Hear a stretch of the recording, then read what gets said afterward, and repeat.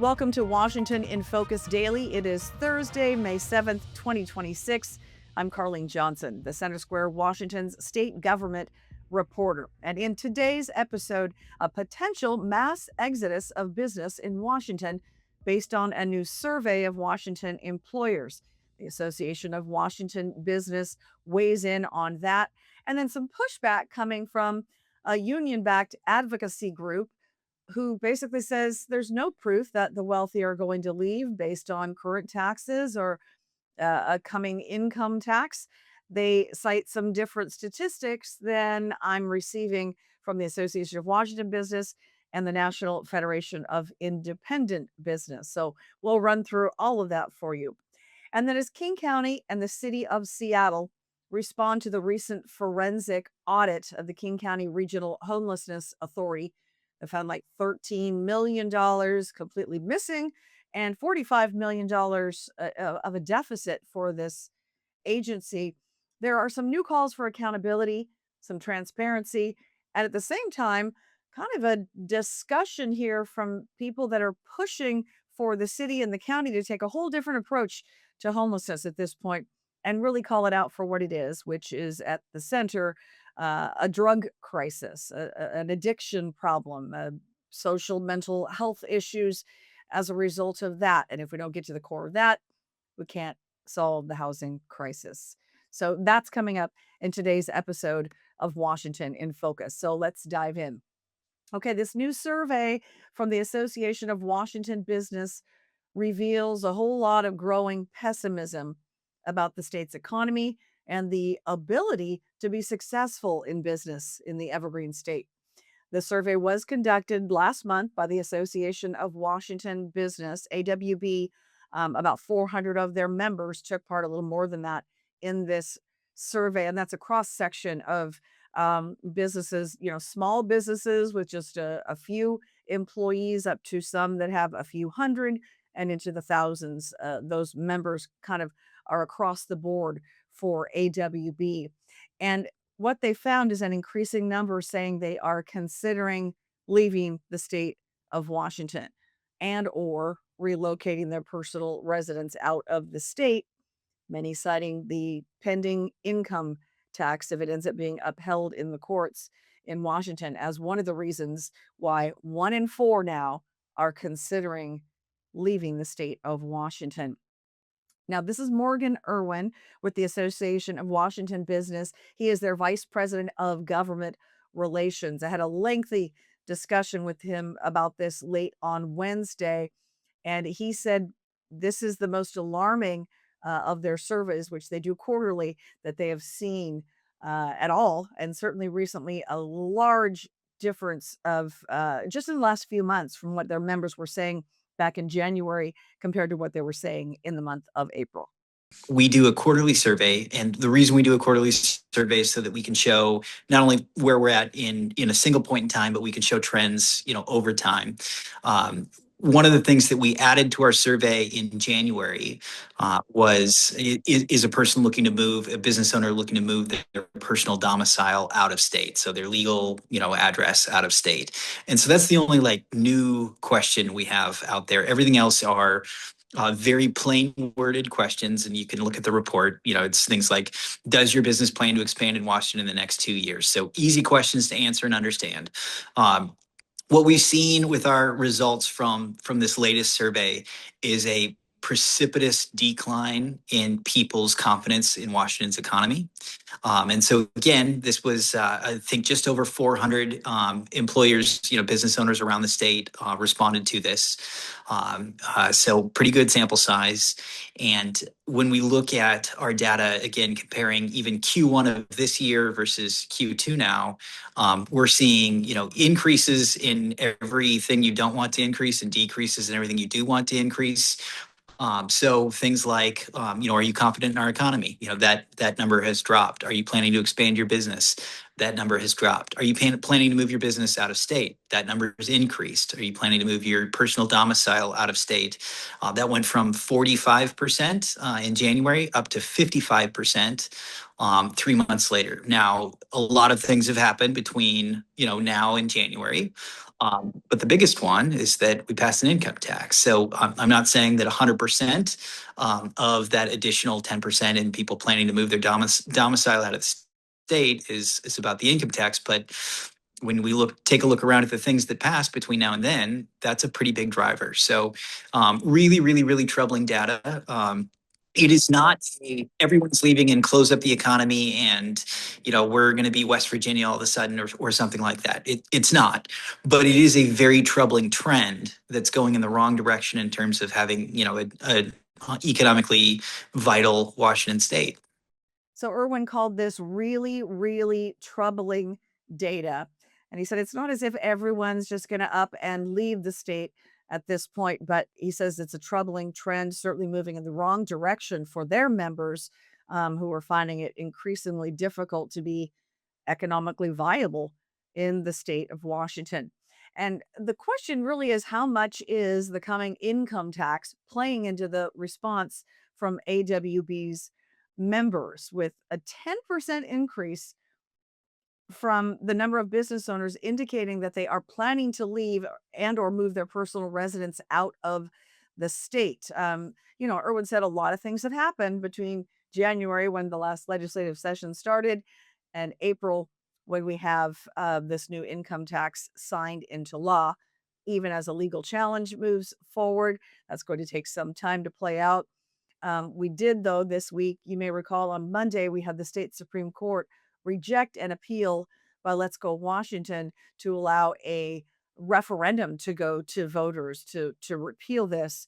You may recall the legislation, Senate Bill 6346, had a necessity clause attached to it, precluding a vote of the people. But Let's Go Washington challenged that with the Secretary of State, who declined, and they moved forward and asked the state Supreme Court to have a look at the rejection by the Secretary of State.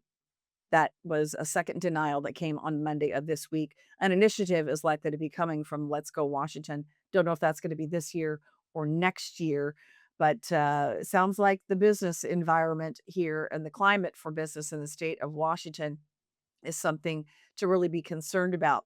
Now, I did speak with, or rather got an email from an advocacy group called Invest in WA Now. If you're not familiar with them, they're only a few years old, but they're the ones who back the capital gains tax, really back the income tax. They're funded by large union groups. Much of that comes from the Washington Federation of State Employees and the Washington Education Association, which stands to benefit big time by the income tax because of some of that funding going to supplement public education, special education, and some other priorities yet to be defined by supporters of the income tax. But they stand to be big winners, I should say, in all of this. Well, Invest in Washington Now came out with this email blast yesterday that was refuting most of what AWB's business members responded with, basically saying there's no evidence that anybody's going to be leaving. In fact, they said that actual data from across the country shows that state taxes don't cause moves by wealthy households. In fact, they said this. They said after the capital gains tax, Washington gained more millionaires, not less. They cite a study by the Institute of Policy Studies, IPS, that supposedly found the millionaires class grew by 46.9% in Washington, despite the state's first ever capital gains tax. Now, there is a lot of criticism by critics of Invest in WA Now because they are a union backed group.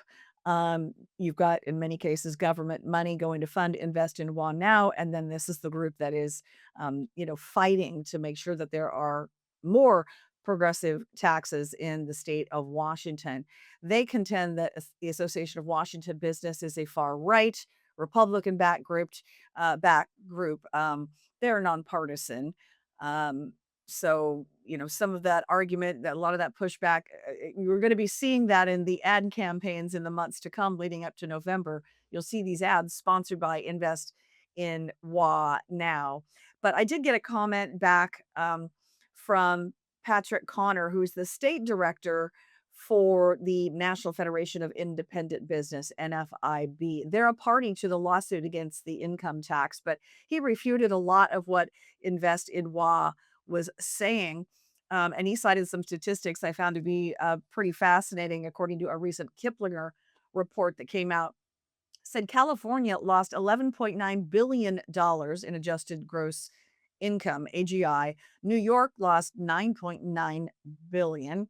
Illinois lost 6 billion, and he cites a couple of others. So he says the evidence is that in these high tax states like California, New York, Illinois, Washington, you do have, capital flight and the wealthy leaving and the business creators, the innovators not choosing to locate in those high tax states because it's, going to cost them literally out of their own pockets.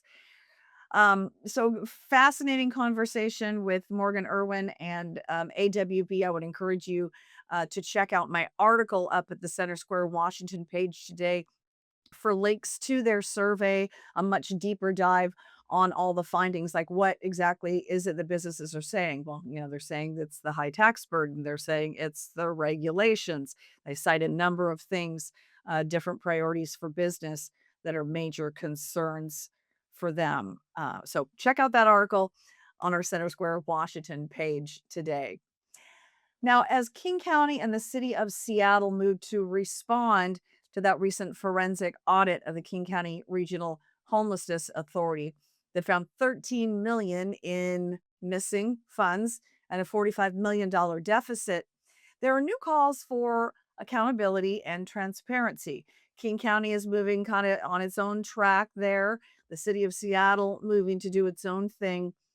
But many critics of KCRHA for years now said this is the pivot point, or should be the pivot point for a new direction, not only just accountability for the hundreds of NGOs and housing providers that get money from KCRHA to address the homeless crisis that we have, but maybe just to say, okay, we need to put a lot more of the focus on organizations that really are trying to get people clean and sober and hold them accountable. Like, let me see the numbers.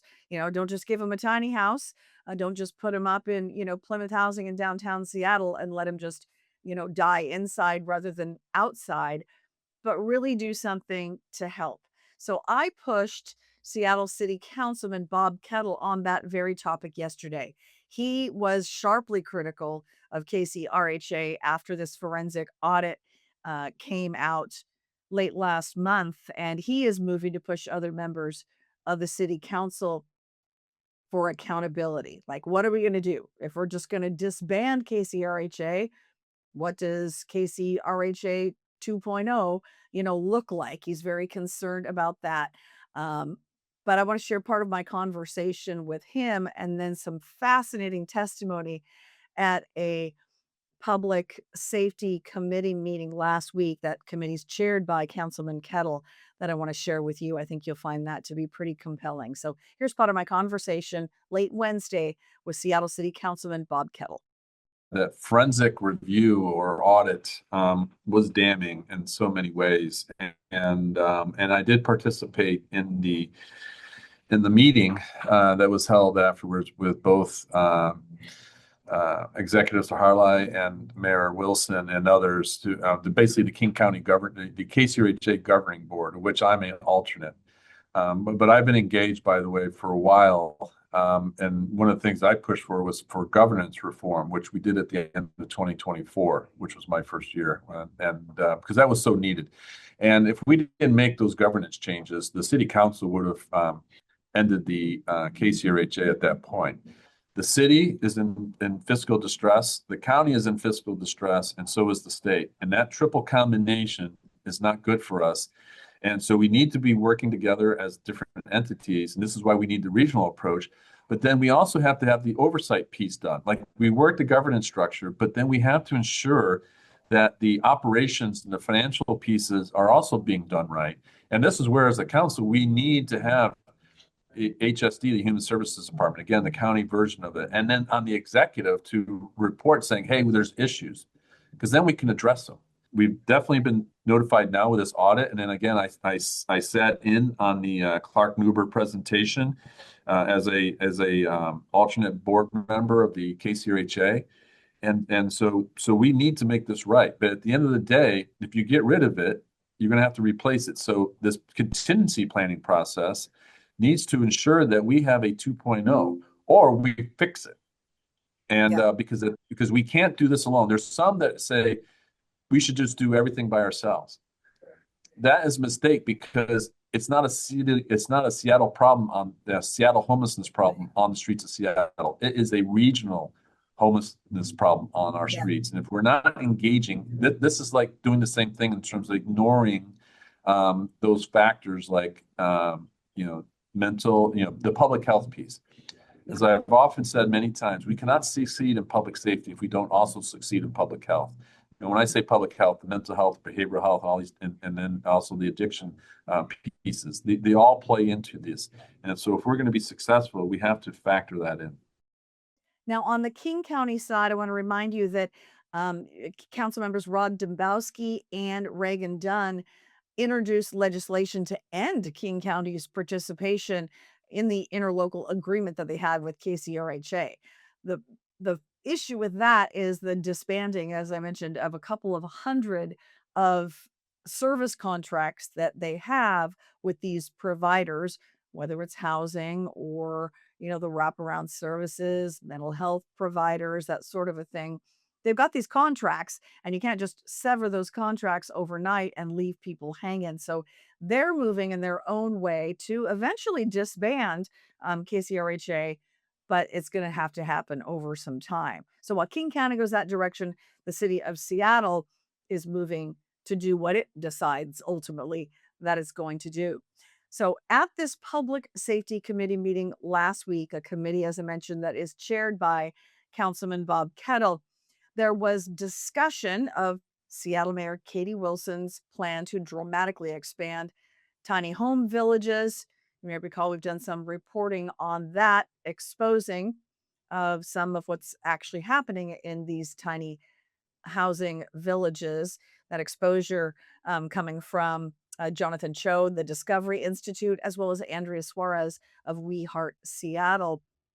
And Andrea was at last week's Public Safety Committee hearing, pressing Councilman Kettle and others on that committee to say, come on, guys, we got it. This is time for a pivot.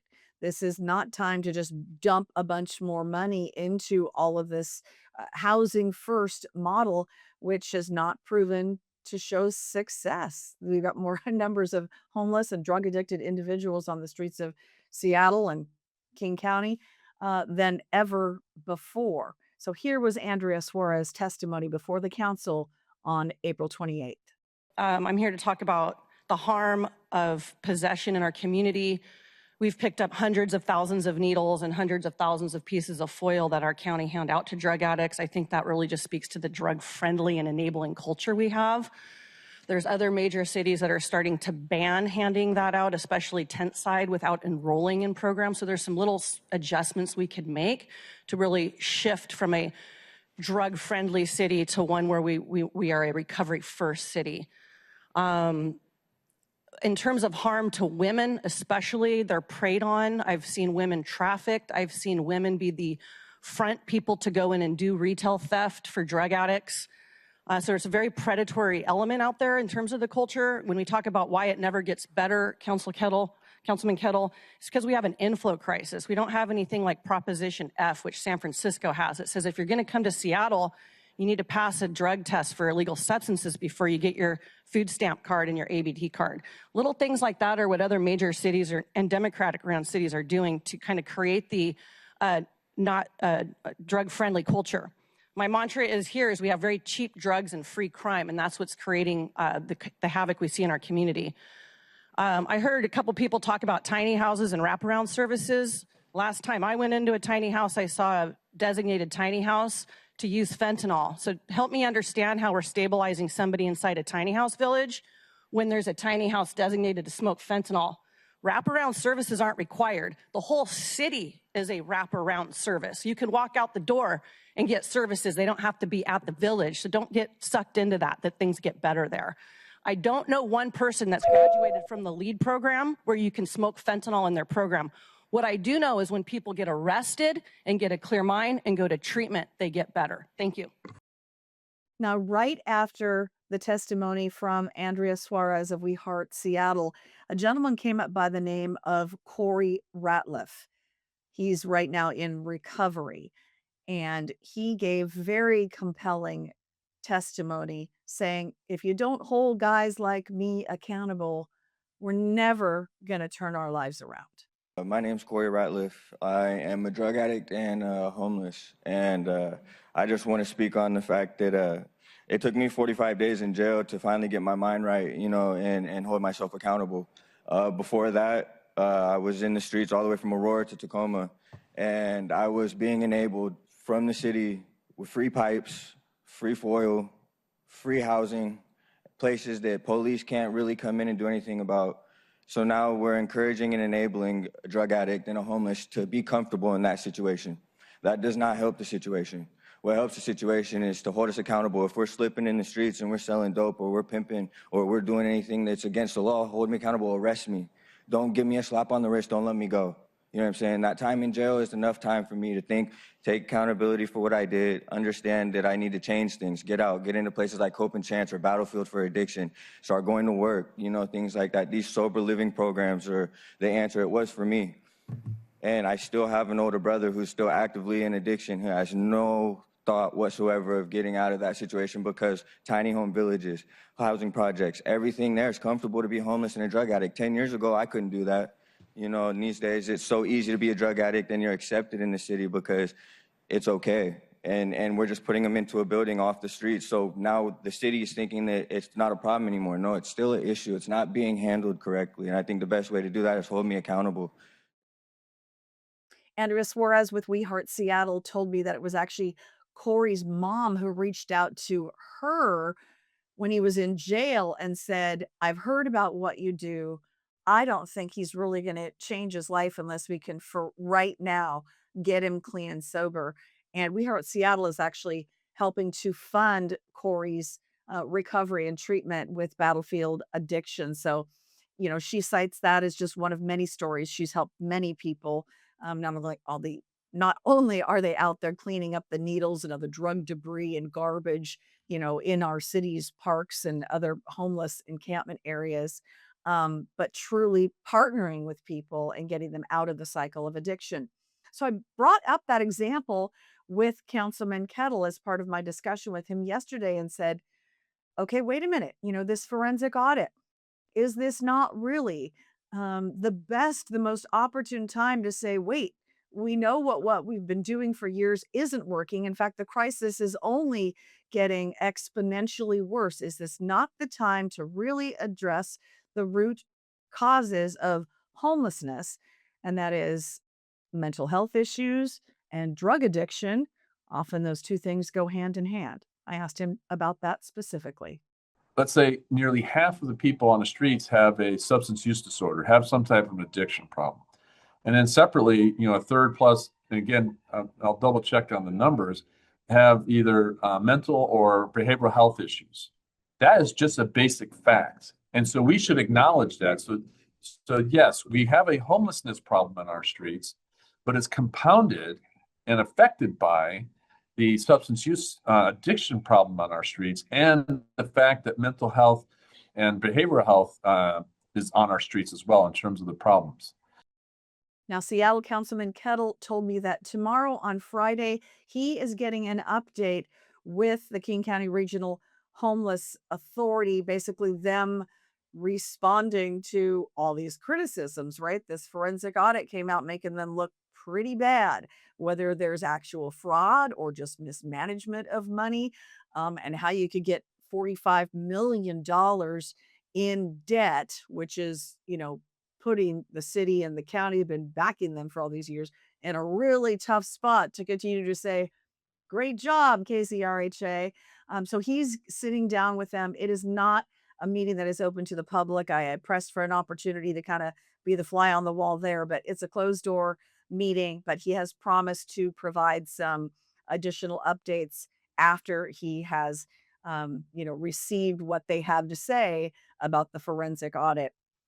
And we're going to continue to follow this very closely. There are updates on this before the Seattle City Council, even next week, with a couple of planned meetings. So we're going to continue to follow this, as well as with the King County side, to see what they're doing. Their current plan is sort of a 90-day review with monthly check-ins of what are you doing differently before they make a decision on whether just to completely dissolve a partnership with KCRHA or not.